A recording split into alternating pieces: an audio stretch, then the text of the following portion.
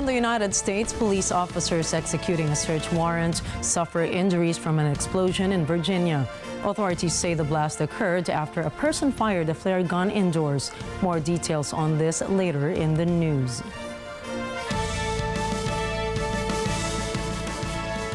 Good evening, I am Nina Richie Alago Flores. This is Mata ng Agila International. Now for the headlines.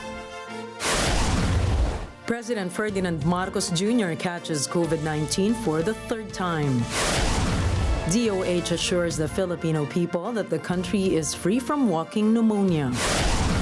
Former U.S. Ambassador Manuel Rocha is accused of being a Cuban spy. Southern India braces for cyclone Michang. And let's find out who the finalists are for Time Magazine's Person of the Year.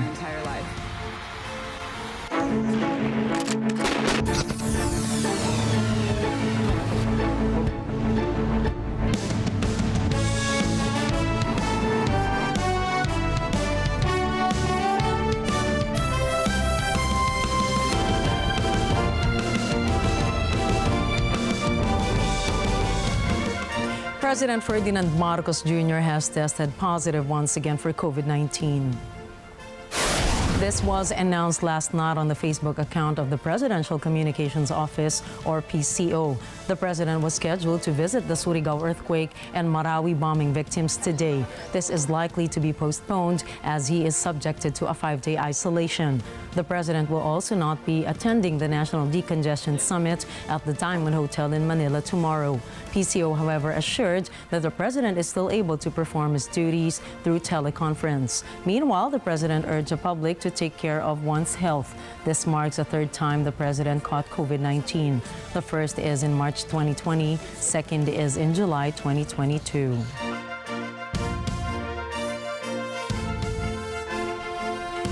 The Department of Health has assured the public that there are no local cases of the so-called walking pneumonia in the Philippines. This is after the illness has infected more people in China and other countries. The agency noted that the disease was caused by the pathogen Mycoplasma pneumoniae. The Philippine or the Health Department disclosed that the Philippines has recorded the said illness before. Last week, the agency recorded a slowdown in the number of influenza-like cases in the country. The agency advised the public to practice minimum health standards like hand washing, social distancing, and wearing of masks to prevent the further spread of the disease. The Philippine Statistics Authority, or PSA, has reported a continued slowdown in the country's inflation rate, reaching 4.1% in November. This marks a decline from the 4.9% recorded in October and falls within the 4 to 4.8% forecast range set by the Bangko Sentral ng Pilipinas for the month. Despite this positive trend, National Statistician Dennis Mapa highlighted that the average inflation from January to November remains at 6.2% and over the government's target range of 2 to 4%. He pointed out that the deceleration was driven by slower increases in food and non-alcoholic beverages, transport, and restaurants and accommodation services. Looking ahead to the last month of 2023, MAPA expressed optimism that the downtrend will persist, contingent on the absence of unexpected shocks in the next 3 weeks.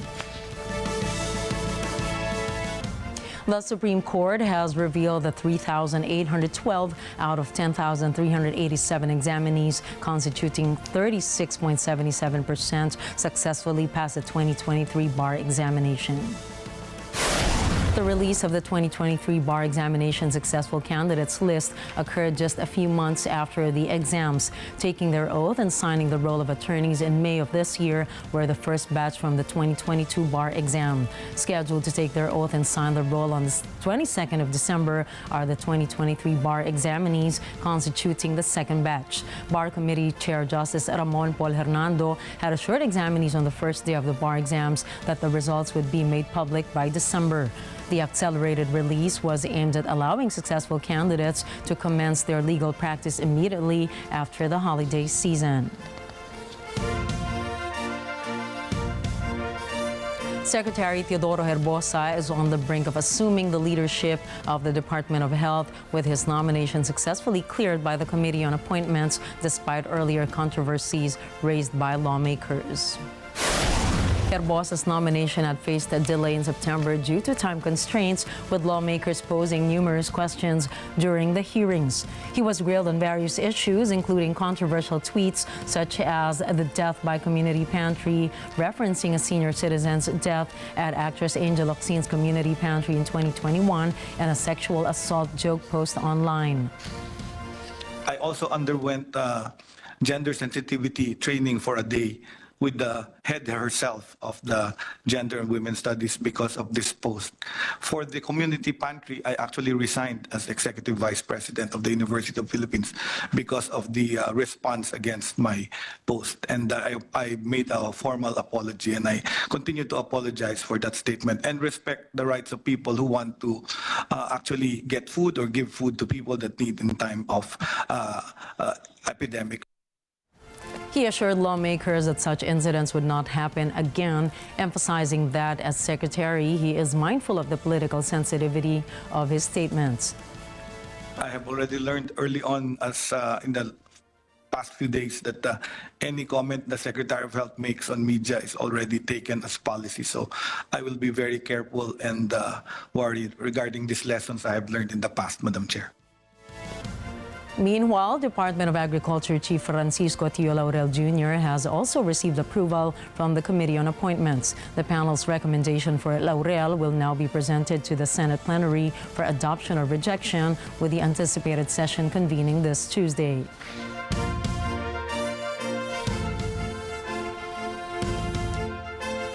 Armed Forces of the Philippines, or AFP Chief of Staff General Romeo Bronner Jr. has affirmed that there is no necessity to enforce martial law in Mindanao following the recent explosion at Mindanao State University. According to Bronner, the situation is effectively contained and local terrorists lack the capability to carry out another attack. The AFP is currently in the process of verifying the claim of responsibility made by ISIL and the Mott group regarding the incident. Bronner emphasized and specifically said that there's no need because your security forces are on top of the situation. In 2017, Mindanao was placed under martial law in response to an attack by the Mott group in Marawi City. China's foreign ministry has staunchly defended the presence of Chinese militia vessels in the Philippines Whitsun Reef, asserting that it is a justified and lawful action. This statement comes in response to the Philippine Coast Guard's report on the 3rd of December revealing the sighting of about 135 Chinese boats in the reef, which is recognized as part of Philippine waters.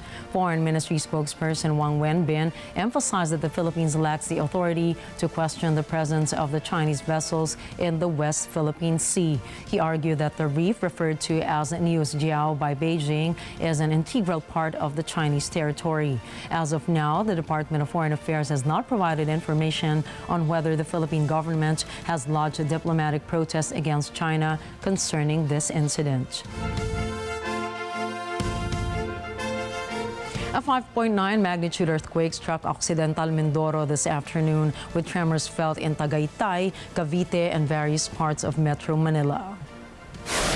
PBOX is still confirming the possibility of movement along the Manila Trench as the earthquake's epicenter was identified in the town of Lubang. Intensity 5 was recorded in Lubang, Occidental Mindoro, and Puerto Galera, Oriental Mindoro. Intensity 4 was reported in Makati City, Quezon City, Taguig City, Tagaytay City, and others. Intensity 3 was observed in Caloocan City and Pasig City, among others. Intensity 1 and 2 were felt in other parts of Metro Manila and provinces near it. Meanwhile, all train operations, including MRT-3, LRT-1, and LRT-2, as well as PNR trains, were immediately suspended. This precautionary measure was taken in case there were aftershocks. In addition, several government offices implemented immediate evacuations after the strong ground shaking, including personnel in the Senate and the Supreme Court.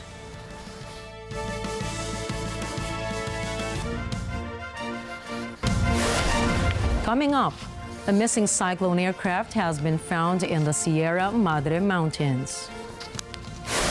Former U.S. envoy Manuel Rocha has been accused of being a Cuban spy.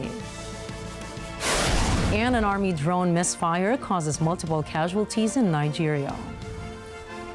Stay tuned for more stories around the globe when Mata ng Agila International returns.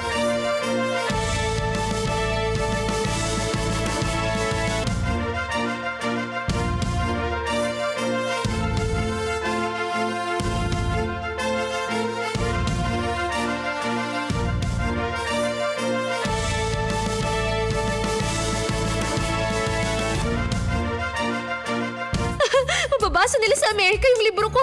Bubuklatin nila yung sarili kong gawang libro. Ngayon matutupad na yung pangarap mo. Tama, pero bakit parang hindi ka masaya para sa akin? Maraming pagbabago sa buhay nila sa NEM. Tandaan mo, love story nila ang ipapublish mo. At malapit nang ma-achieve ni Sanem ang dream niya. Ang hangad ko ay matagal pa kita makasama sa NEM.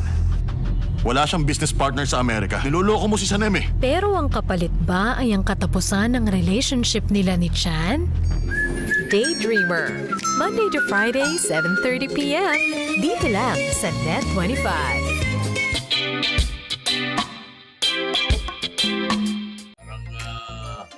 Kulang na sa tamis, kulang sa anghang ang inyong pagsasama.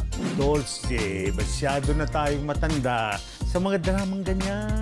Kung nanggaling yan sa bibig mo, matanda na ako, luma, losyang. Chicken, adobong baboy. Alam kong sukang-suka ka na sa adobo ko.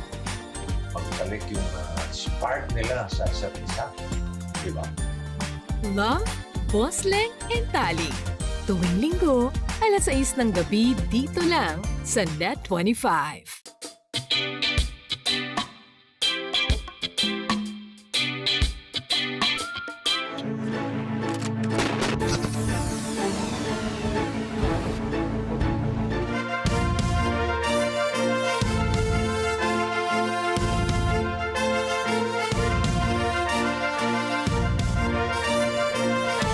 Welcome back to Mata ng Agila International.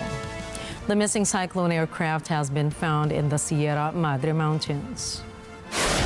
This is after a 5-day search and rescue operation has bore fruit. According to the Isabela Province Incident Management Team, a R-44 chopper pilot spotted the wreckage of the missing Piper plane. The pilot disclosed that it could not confirm the condition of the aircraft. This caused ground rescuers to rush to the place where the wreckage of the plane was found.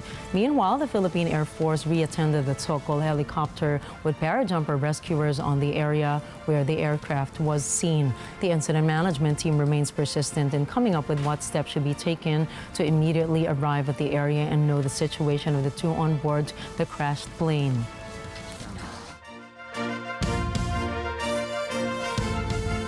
American and Japanese search teams have recovered 5 bodies in the wreckage of a United States military aircraft that plunged near Japan's island. According to the search operatives, there were 8 passengers aboard the aircraft CV-22 Osprey. During the time of the crash, the Osprey had been on a training flight from a U.S. Marine Corps air base in Yamaguchi Prefecture.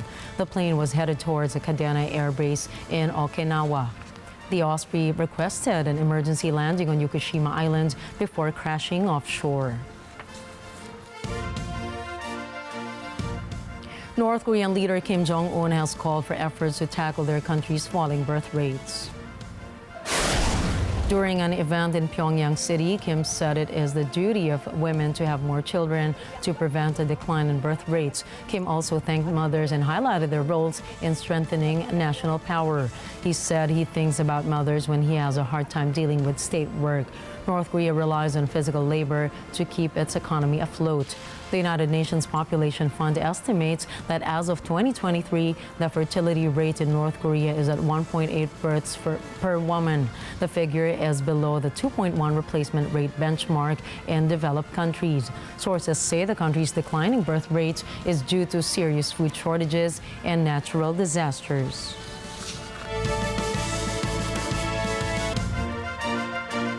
Meanwhile, South Africa's chairship of BRICS tested the resilience of the bloc's skill to steer geopolitics on behalf of emerging economies. From Durban, South Africa, RT correspondent Nolovuyo Kunge reports.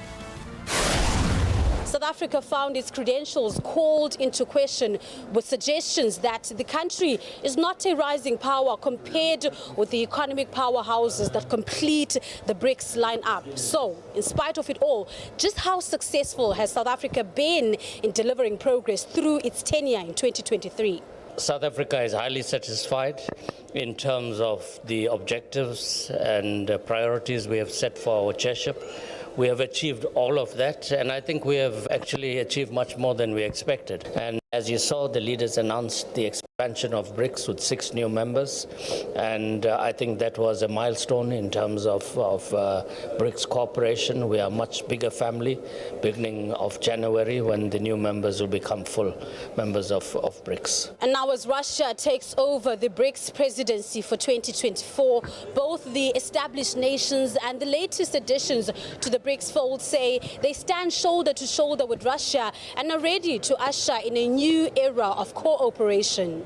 The expansion provides fresh impetus to the group, lending it great legitimacy and reinforcing the sense that this is a club worth being part of.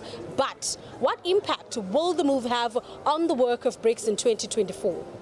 We will do our best to make sure that by the time when Russia, a year from now, completes its year of BRICS chairing, everyone finds itself comfortable, and BRICS at 10 or 11 is an even stronger and more attractive international force, international entity that delivers for the people, for the nations of countries that are united in this group, that also make their voices more heard internationally, that strengthens multilateralism, that helps address acute issues that negatively affect societies. Russia is among those who want a better and more equitable, more inclusive international system that could be described as a true multilateralism. Russia has accepted chairmanship for the coming year with total commitment to driving BRICS cooperation forward. It has also signaled that developing nations with African countries will be a priority. So it seems like on the 1st of January 2024, the world's center of gravity is set to shift. Nolovuyo Kunge, RT, Durban, South Africa. More than 40 countries are taking part in the 3rd edition of the Egypt Defense Expo. Some 400 companies are showcasing cutting-edge defense and armament technologies at the event this week in Cairo. Rose Papa Angeles has more. This show is the only event of its kind in the Middle East and Africa. On display is the latest in military systems and hardware. The show has attracted a number of officials and military delegations. 22 countries from all parts of the world have pavilions at the expo. On display are items covering all aspects of security and defense. They include land vehicles, air defense, coastal defense, shipbuilders, maintenance and repair, cybersecurity, and missile systems. There are also search and rescue and surveillance systems on display. The last show in 2021 attracted more than 30,000 visitors. Rose Papa Angeles from Agila International, trusted, connected, on point. The U.S. National Security Advisor warns that the administration will run out of money to aid Ukraine. Estela Dominique has the details. National Security Advisor Jake Sullivan urges every member of Congress, Democrat and Republican, to vote to support funding for Ukraine. We've all seen earlier today, OMB Director Shalonda Young sent a letter to congressional leaders, which Karine was just referencing, explaining that without congressional action, the administration will run out of resources by the end of the year to procure more weapons and equipment for Ukraine and to provide equipment from U.S. military stocks without impacting our own military readiness. Sullivan warns that ending U.S. military aid to Kyiv would allow Russian President Vladimir Putin to prevail in its war with Ukraine. Sullivan says Congress has to decide whether to continue to support Ukraine or ignore the lessons learned from history. A vote against supplemental funding for Ukraine will hurt Ukraine and help Russia. It will hurt democracy and help dictators. And we think that that is not the right lesson of history and that every member, Democrat and Republican, should vote to support this. Estela Dominique from Matanang Agila International. Trusted, connected, on point. A former U.S. ambassador to Bolivia is accused of spying for Cuba. Authorities arrested 73-year-old Manuel Rocha Friday, and he appeared in court Monday in Miami, Florida. Rocha is charged with acting as an illegal agent of a foreign government. E.J. Gonzalez has the details. Members of Manuel Rocha's family attended his appearance in Miami at this courthouse. U.S. Attorney General Merrick Garland says the alleged espionage continued for 40 years. Garland says once discovered, an undercover agent met with Rocha on several occasions. As detailed in the complaint, Rocha repeatedly referred to the United States as, quote, the enemy. During the undercover, he told the undercover that his efforts to infiltrate the United States government were, quote, meticulous and, quote, very disciplined. And he repeatedly bragged about the significance of his efforts, saying that, quote, what has been done has strengthened the revolution immensely. Rocha is a naturalized citizen originally from Colombia. He allegedly began aiding Havana as a covert agent in 1981. Those activities continued to the present. Rocha served on the National Security Council from 1994 to 1995 in the Bill Clinton administration. He was the ambassador to Bolivia from 2000 to 2002. The State Department is assessing how damaging Rocha's espionage has done. E.J. Gonzalez from Matanang Agila International, trusted, connected, on point. The United States Supreme Court will be hearing a challenge to Purdue Pharma's $6 billion opioid settlement. The deal immunizes the family that controlled the drug maker from future litigation. Myla Simbulan for the details. The U.S. Justice Department argues that members of the Sackler family should not legally gain sweeping protection in the opioid settlement. The Sackler family earned tens of billions of dollars, flooding the country with highly addictive opioids. Purdue made prescription painkillers like OxyContin. Last year's settlement came after years of negotiations involving legal officials from all 50 U.S. states. The settlement gave the families of Raymond Sackler and Mortimer Sackler protection from all future civil claims. The deal was approved by a lower court. This effectively protects the Sacklers' other assets from opioid-related lawsuits. The Supreme Court put the settlement on hold pending oral arguments. This at the request of the Justice Department. The Justice Department says the Sacklers withdrew $11 billion from Purdue over the 11 years before the company filed for bankruptcy protection in 2019. Purdue and other opioid makers and distributors were accused of encouraging freewheeling prescriptions of their products through aggressive marketing tactics. This while hiding how addictive the drugs are. Purdue pled guilty to 3 criminal charges over its marketing of OxyContin in 2021. The opioid addiction epidemic has caused more than 500,000 overdose deaths in the U.S. over 2 decades. Myla Simbulan for Matanang Agila International. Trusted, connected, on point. The Pentagon said Yemen's Houthi group attacked the USS Carney Navy destroyer and 3 commercial ships Sunday. The U.S. warship shot down 3 drones in self-defense, saying attacks made by the Houthi group represent a direct threat to international commerce and maritime security. RT correspondent Yusuf Jalali reports. Sea waters are really getting stirred up as shipping through the region has increasingly been disrupted by Yemen's Houthis. On Sunday, the Pentagon said an American warship and multiple commercial ships came under attack in the Red Sea.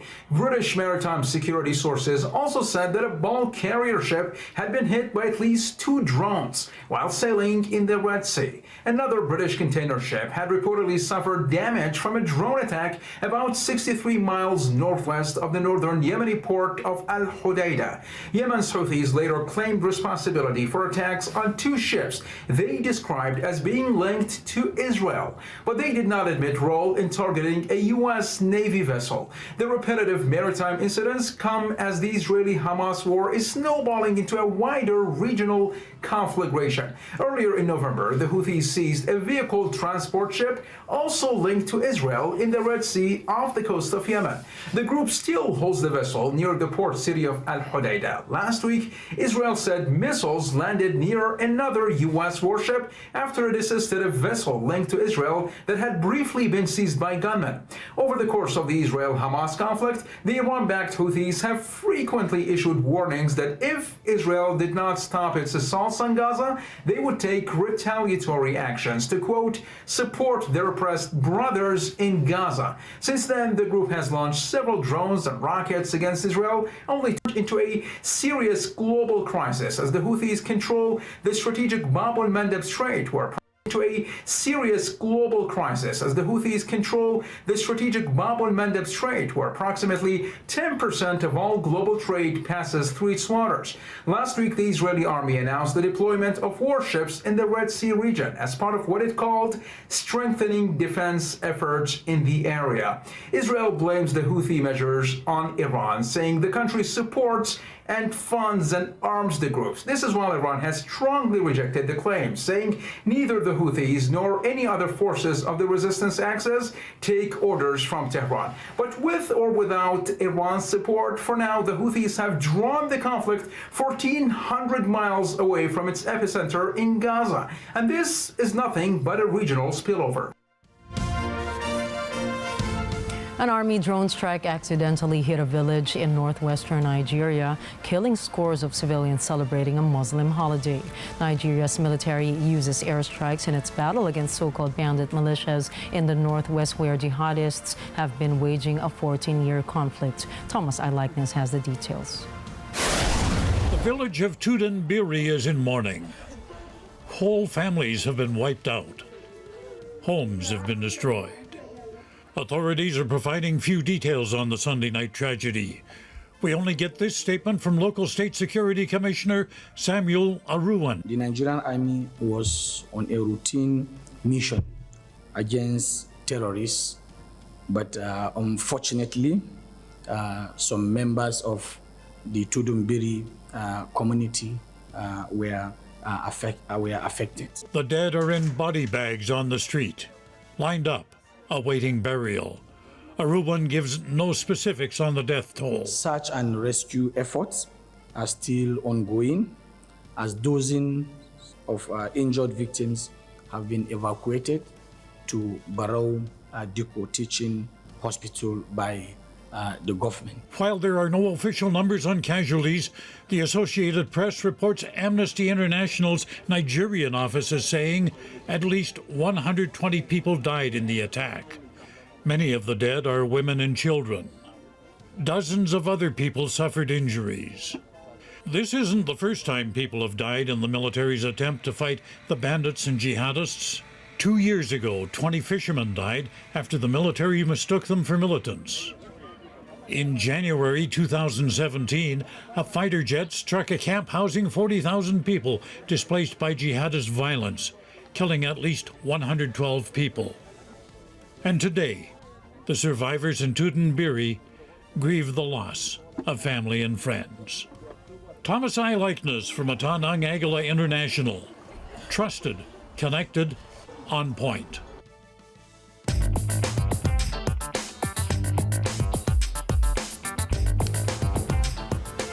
Britain's government has intervened to investigate the sale of the Daily Telegraph to Redbird IMI, an Abu Dhabi company.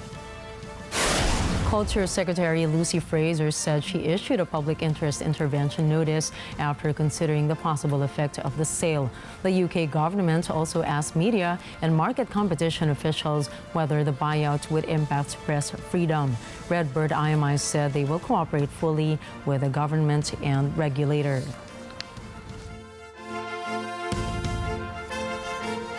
The United States has proposed new rules aimed at limiting China's role of producing and selling electric cars in the country. The rules will also discourage companies that seek federal funding to construct battery factories in the United States from sourcing materials from China or Russia. Business experts say the limits will help build up the car industry in America. But critics say the proposals could slow the adoption of electric cars. Some automakers in the U.S. are facing intense cost pressures as they try to modify their factories to make electric cars. China, on the other hand, continues to offer some of the most advanced and lowest priced battery technology in the world. China Evergrande Group has until January 29 to put together a restructuring plan. The lawyer representing the creditor, Top Shine, did not press on with the winding up demand against Evergrande. Justice Linda Chance said Evergrande Group has 8 weeks to save itself from liquidation. Justice Chance said she still approved the adjournment after lawyers said they may reach a deal that would offer higher returns to creditors than in the case of liquidation. Justice Chance stressed that transparency is also key and asked whether Evergrande planned to issue announcements on restructuring updates. Once a pillar of China's economy, the Evergrande Group first defaulted on a payment in 2021. It declared bankruptcy in the United States this year.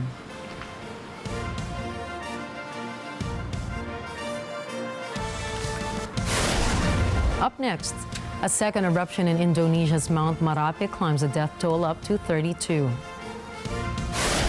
A double-decker bus in Thailand veered off the road and smashed into a tree.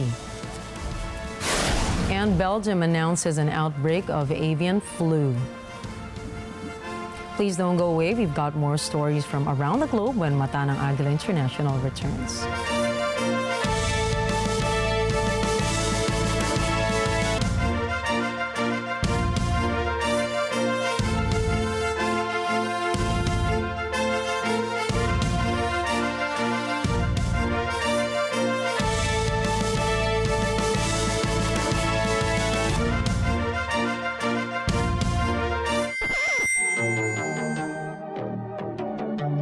Ang mikroponong ito'y naglalahad ng saloobin, oras na para ipasa sa bagong makatan natin. Galing ay ipamalas, pangarap ilabas, itodo ang lakas, rap sa Pilipinas.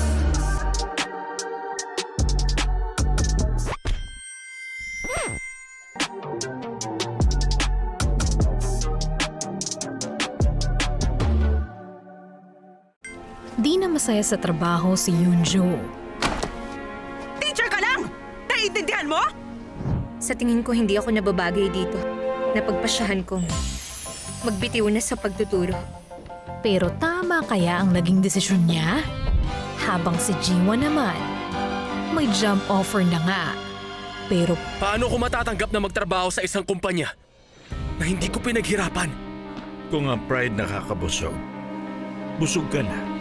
Palalagpasin ba niya ang opportunity nang dahil sa pride? House of Bluebird. Gabi-gabi, 8:30 p.m. sa Net 25.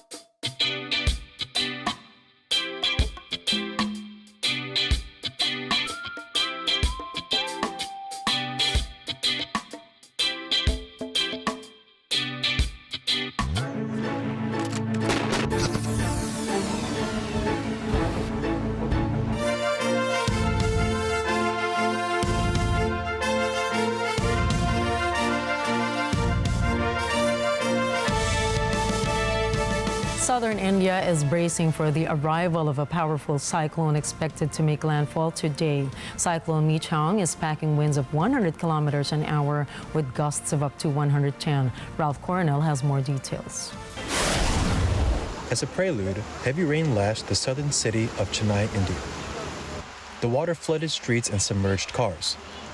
There is a report that a crocodile had been sighted swimming in the streets. The storm uprooted trees and swept away vehicles. Rescuers evacuated people from flooded areas. The region's airport remained closed for most of Monday.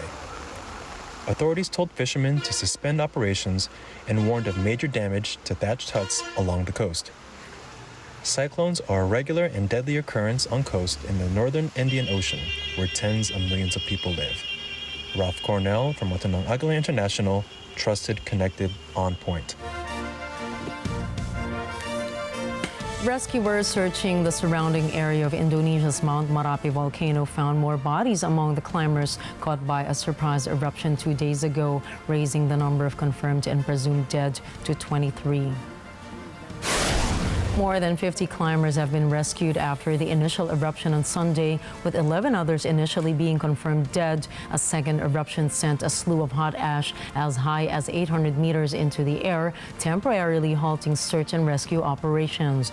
The latest bodies were found not too far from the eruption site, estimated to be only a few meters away. The bodies of 5 climbers have been recovered and 18 are presumed dead due to their proximity to the mouth of the volcano. Rescuers contend with bad weather and terrain constraints as the scouring wind brings heat from the eruptions. Marapi has stayed at the third highest of 4 alert levels since 2011, indicating above normal volcanic activity, prohibiting climbers and villagers within 3 kilometers of the peak. Climbers were only allowed below the danger zone and they had to register at 2 command posts or online. However, local officials acknowledged many people may have climbed higher than permitted and residents also could have been in the area, making the number of people stranded by the eruption impossible to confirm. The death toll from floods and landslides in northern Tanzania has climbed to 68, and it could go higher as searchers continue looking for victims. Arlene Ocampo has more. Tanzanians fear that more bodies may be found trapped in the mud. Torrential downpours on the weekend washed away vehicles and destroyed buildings. About 400 rescue workers have been sent to the country's north, but conditions are challenging. Communications are not stable and the flooding has washed away roads. President Samia Suluhu Hassan is in Dubai for the COP28 Climate Summit. She says she will return early because of the disaster. Hassan has ordered the government to pay for the funerals of the victims. The government will also cover hospital bills for those injured in the flooding. Temporary housing is being provided for those whose homes have been washed away. Arlene Ocampo from Matanang Agila International, trusted, connected, on point. A house exploded shortly after police officers were executing a search warrant at the residential area in Virginia. This is over reports of a person discharging several rounds with a flare gun. Police officers sustained minor injuries and received treatment on the scene. Reports say the suspect discharged a flare gun about 30 to 40 times inside his residence into the surrounding neighborhood. Arlington Fire Department responded to control the blaze. Meanwhile, in Thailand, a double-decker bus smashed into a tree, splitting it in half and claiming 14 lives. Thai police are investigating the cause of the incident. However, they suspected the driver was sleep-deprived. Authorities said 32 passengers suffered injuries following the crash. Rescuers spent several hours before successfully concluding their operation. Data shows that 15,000 people died on Thailand's roads in the year 2022. Thailand's government has set a target of lower road traffic deaths to less than 12 per 100,000 people by 2027. Gang shootings and bombings, usually found in Sweden's major cities, have expanded into quieter suburbs and towns, challenging the nation's image as a safe and peaceful country. The escalation of violence includes incidents such as the discovery of a 14-year-old boy's body in a forest north of central Stockholm, as well as numerous shootings and bombings targeting homes and apartments since the beginning of the year. While Sweden has been grappling with gang-related violence for years, the recent shift to quieter areas indicates a disturbing trend. Swedish police attribute this change in part to gang members increasingly targeting the relatives of their rivals. Detectives suspect that some of the recent violence is orchestrated by criminal leaders based in other countries, including Turkey and Serbia. The toll is grim, with more than 50 people killed in shootings and over 140 explosions reported in 2023 alone. The previous year witnessed a record high of over 60 fatalities in gun violence. Meanwhile, Belgium has announced its first bird flu outbreak of the season. Authorities say the outbreak was detected in Dick's Mode farm and has killed 95 birds. To prevent the bird flu from spreading, authorities had to slaughter 20,100 poultry birds on the farm. The World Organization for Animal Health is crucially monitoring and controlling the bird flu outbreaks since it can also infect humans.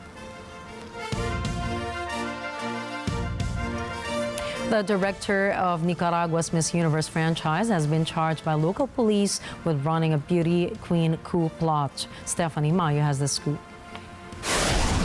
After Miss Nicaragua Shanice Palacios won the Miss Universe pageant on November 18th and becoming the first Nicaraguan to do so, the director of the Miss Nicaragua pageant, Karen Celebrity, was charged by the Nicaraguan police with treason and organized crime. Celebrity and two others have been accused of participating in terrorist actions of a failed coup attempt in 2018 when Nicaraguans protested against President Daniel Ortega's attempted reforms to the country's social security system.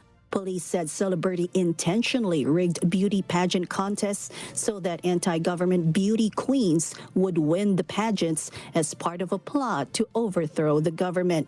When Miss Nicaragua took home the Miss Universe crown, the government of President Ortega, who for a while thought it had scored a public relations victory, called Palacios' win a moment of legitimate joy and pride. But the day after the Miss Universe pageant, it emerged that Palacios had posted photos of herself on Facebook participating in the mass anti-government protests in 2018.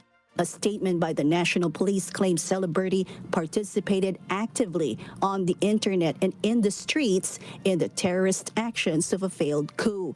Just 5 days after Palacios' win, Vice President and First Lady Rosario Murillo attacked the opposition on social media sites that celebrated Palacios' win as a victory for the opposition.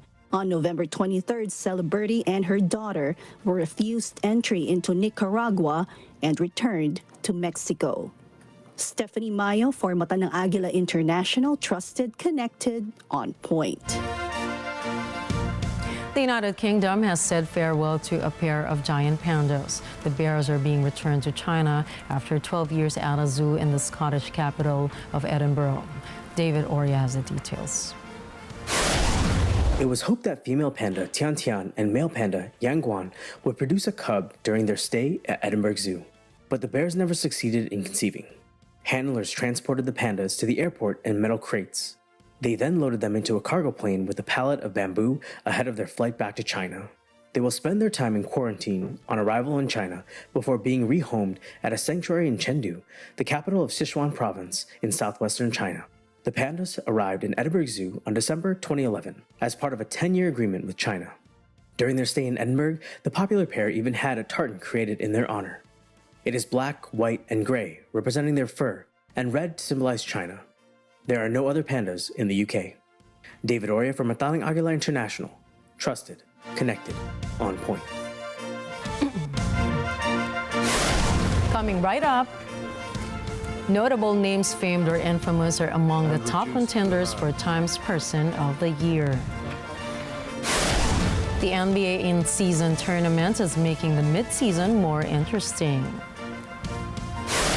And The Weeknd is set to headline a major virtual concert. Catch the latest in sports and entertainment when Mata ng Agila International returns.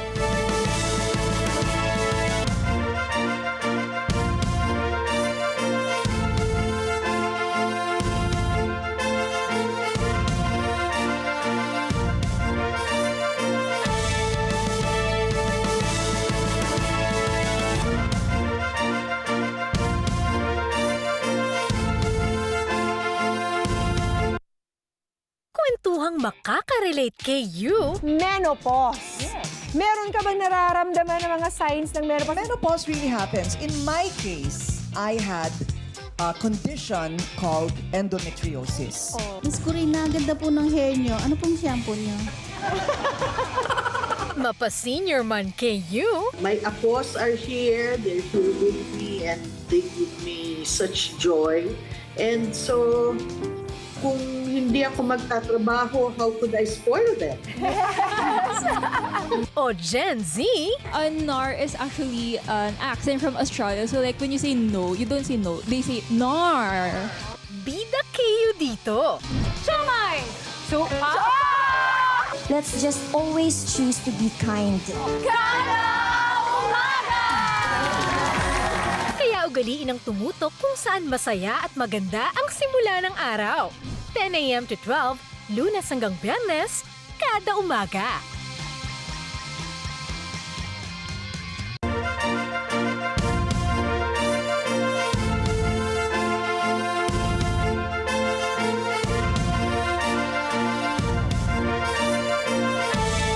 Welcome back to Mata ng Agila International. Visitors travel from far and wide to the farm near Beverly in East Yorkshire. They're not there to buy milk nor yogurt nor cheese. They're there for something else. Carlo Valdez reports. Farmers at Dumble Farm offered the cuddling sessions in February. This when economic difficulties of modern dairy farming had become untenable. Dumble Farm owner Wilson says some people like to engage with dogs or cats or horses. Others find that cows are the animals they want to be with. She adds that people are coming for a well-being point of view, that spending time with animals is almost like therapy. Dumble Farm had to diversify. A sharp fall in the price of milk and high inflation was crippling their dairy farming business. The farm prepared the cows for months before inviting customers to come and cuddle them. The cows appear happy to oblige. The experience draws couples, families, and cow lovers from across the country. It includes educational activities on conservation and sustainable farming. The £50 or $63 per person tickets sell out months in advance. Carlo Valdez from Mata ng Agila International, trusted, connected, on point. The Pati Maori in New Zealand has chosen a unique approach to activism in Parliament by pledging allegiance first to their grandchildren, young people, and the Treaty of Waitangi before swearing an oath to King Charles. This unconventional action was part of a broader protest against the traditional swearing-in protocol that mandates allegiance to the monarch without providing alternatives. Despite breaking with the established protocol, the process received general support from those present, including the use of rousing haka and wayata. The move occurred during a national day of protest outside the halls of power, with a focus on the new government's policies regarding the Treaty of Waitangi. Other opposition parties also pledged to resist these policies. Time magazine has released its 2023 Person of the Year finalists. Included in the list is American pop star Taylor Swift and President Xi Jinping and Vladimir Putin. The list also shortlisted the British monarch King Charles, Chairman of the Federal Reserve Jerome Powell, the hit film Barbie, and OpenAI CEO Sam Altman. Time has been handing out the award since 1927, making aviator Charles Lindbergh the first honoree.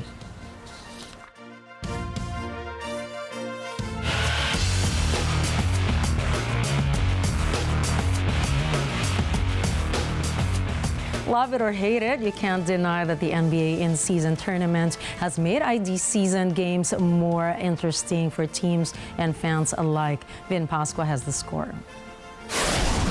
NBA All-Star guard Tyrese Haliburton records his first triple-double and completed a tie-breaking 4-point play with 1 minute and 33 seconds left in the game as the Indiana Pacers ousted the Boston Celtics from the in-season tournament with a commanding 122-112 quarter-final victory. Haliburton finished with 26 points in the second half to go with 13 assists and 10 rebounds as Miles Turner added 17 points, 10 rebounds, and 7 assists as the Pacers finished in double figures as Indiana remains unbeaten in the tournament after Indiana finished with a 4-0 mark in the pool stage. The Celtics were led by Jason Tatum's 32 points, 12 rebounds performance as Jaylen Brown added 30 points and 9 rebounds of his own, while All-Star center Kristaps Porzingis missed his 4th straight game with a strained left calf as Boston's 3-game winning streak ended thanks to a 9-0 score run late into the 4th. The Pacers are set to face either Milwaukee or New York in Thursday's semifinals in Las Vegas. While on the other side of the bracket, Brandon Ingram scored 30 points as New Orleans beat Sacramento in the quarterfinals of the tournament. Ingram helped New Orleans erase an early deficit, and the Pelicans never trailed in the second half as they advanced to play the winner of Tuesday night's game between Phoenix and the Los Angeles Lakers in the semifinals Thursday in Las Vegas. Herb Jones added 23 points and Jonas Valanciunas added 18 to give the Pelicans their third win over Sacramento in the past 2 weeks. Herb Jones added 23 points and Jonas Valanciunas added 18 to give the Pelicans their third win over Sacramento in the past 2 weeks. De'Aaron Fox scored 30 points and Domantas Sabonis added 26 points, 13 rebounds, and 10 assists for the Kings. Sacramento lost for the first time in the tournament after sweeping all 4 games in group play. Reporting for Sports, Vin Pascua for Mata ng Agila International. Trusted, connected, on point.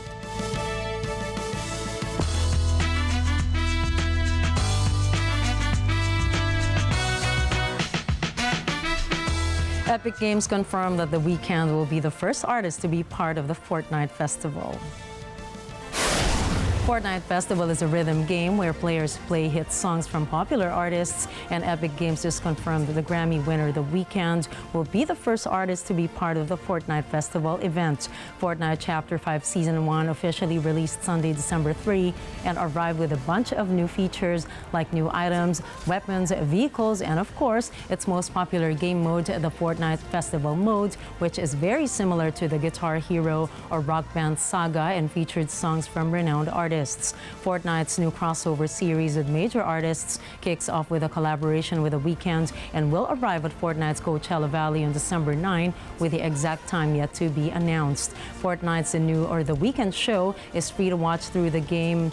One just has to download Fortnite or have it updated to its latest version. The famous Fortnite data miner iFireMonkey spread the rumor that the Fortnite Festival and The Weeknd crossover will have a paid festival pass, which will also include some exclusive rewards like the Weeknd skin, new guitar design, 3 songs, a new boombox aura, and more. The first trailer of Rockstar Games' latest installment of the Grand Theft Auto series, GTA 6, is here. This is after a now suspended account posted a trailer on X ahead of Rockstar's schedule to debut GTA 6's first trailer. The trailer features the game will be set in the fictional Vice City likened to Miami. The game is set to showcase the series' first female protagonist, Lucia, with Bonnie and Clyde-inspired story elements. GTA 6's scheduled release is set in 2025. In a press release, Rockstar said the game is coming to PlayStation 5 and Xbox Series X and S that year.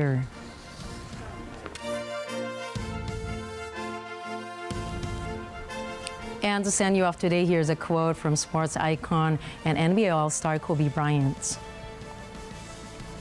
The most important thing is to try and inspire people so that they can be great in whatever they want to do. Of course, that is something that we have the opportunity to do every day, so why won't we? And that's a wrap for tonight's news. Catch the latest updates on our social media channels. I am Nina Richie Elago Flores. This is Mata ng Agila International. Trusted, connected, on point.